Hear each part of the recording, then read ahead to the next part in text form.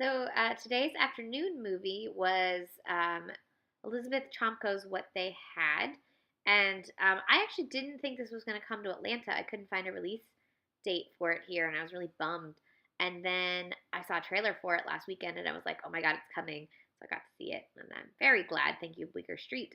Elizabeth Chomko wrote this screenplay based on her own experiences with her grandmother who had Alzheimer's disease.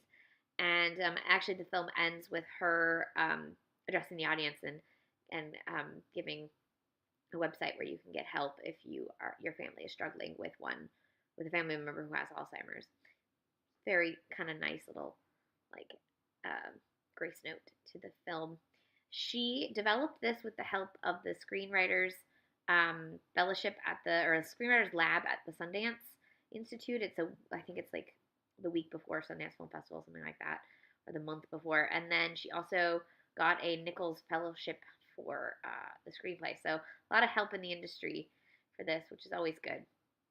It has a stellar cast. The lead, arguably, is Hilary Swank, but the co-leads and/or supporting characters are Michael Shannon, Robert Forster, Blythe Danner, Taissa Farmiga, and a little bit at the end, Josh Lucas. Um, as I was watching it, I kept thinking Hilary Swank has 2 Oscars, and she's all but disappeared from the movies. She's in movies every year, but she's always in these movies that like nobody sees anymore, no one talks about, and that makes me really mad because she's such a good actress, and I don't know what happened, but that's for another day. She's very good in this as a woman who has, for the most of her life, followed what her parents tell her to do, and that has led her down a traditional path that has not led to happiness. Um, she's dealing with these feelings of guilt for the fact that she should be happy, but she's not. Feelings of worry for her daughter, who is also dealing with um, finding that the traditional path is not working for her, in this case, college, and what appears to be perhaps deep depression. Um, her brother has chosen not the traditional path, has no family, and owns a bar, but he's also dealing with a lot of issues. He obviously has been dealing with his mother who has Alzheimer's, the fact that his sister has left and does not visit very often. The mother is played by Blythe Danner. This is actually the second film this year she was in where she played a woman dealing with memory loss issues. If you saw the ever cheerful Hearts Beat Loud, she was Nick Offerman's mother in that, and she's fantastic. And Hearts Beat Loud is beautiful. You should watch that movie.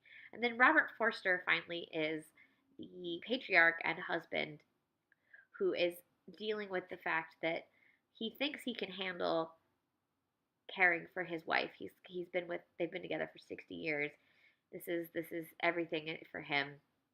But what has been hinted at is that he's had several heart attacks, and the kids know that even if he didn't have a heart problem, he's not capable of the care that she needs. Um, and then it goes through sort of the both the scientific, medical reasons for why memory care is so important outside of home care, but also the struggles of letting go, of knowing when it's time to let go, when it's time to no longer be the one who is the caretaker. 'Cause, and in this case, thankfully, this is a family that can afford the care. So it's not even a matter of not being able to afford. It's just really letting go and how hard that can be, and how any illness, can really wreck the family dynamics. But in particular, this illness, because as the title suggests, these were 2 people that had lovely memories together and a happy, mostly wonderful life, what everyone aims for, and it's falling apart. He's the only one left with all of the memories that they share as she's slowly losing them, and it's utterly heartbreaking. You definitely can feel the sibling um, sort of chemistry between Hilary Swank and Michael Shannon. They were very good together, both sweet, tender, and fighting. Was really good. Forster felt like a father. Um, Forster is one of my favorite actors. He's always good.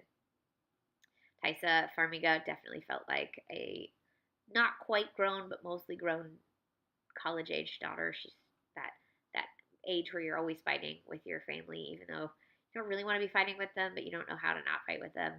Um, what else was I going to say? So it goes through sort of beats that you expect and then beats that you don't expect, and almost all takes place in the house of the couple, but it never once feels stagey. It does break out into other bits of Chicago and Los Angeles, for that matter, at moments. It has a very strong heart to it, and I think is quite humanized by the fact that there is humor within these horrible situations. For example, there's a scene where she goes to answer the phone and she's complaining because the phone doesn't work, and she's been telling her husband to fix the phone for years. And the reason it's not working is she actually picked up the stapler. And it's both utterly heartbreaking and hilarious at the same time. And everyone in the household doesn't quite know how to react. Should they laugh? Should they be upset? You don't know, because it's both funny and sad. And I think the film just is full of some wonderful pathos and just sad and wonderful. And I really liked it. I recently had to help. I didn't get to help. I live far away, but I visited my grandpa in his new assisted living home and helped close down his house, and that was rough because there are wonderful memories in that house, and there were memories with my grandma, and he'd been living there for almost 25 years after she passed. Um, and then we found some things in there that were still hers that he just still had, and that's really rough. And knowing that both a lot of us, when you're younger, you're gonna have to eventually put your family in places like this, or some, just it's the reminder of the realities of aging, I guess, or that you'll eventually end up in such a place, unless we kill this planet, in which case we'll all be dead. Um, but in my grandpa's case, he made it to 96 before we had to move him into a home. So, it's a pretty long run. Talked to a really nice lady when this movie was over, and she was telling me stories about her aunt who got put in a home and how nice her cousin was about it. It's really sweet to sort of share that with somebody.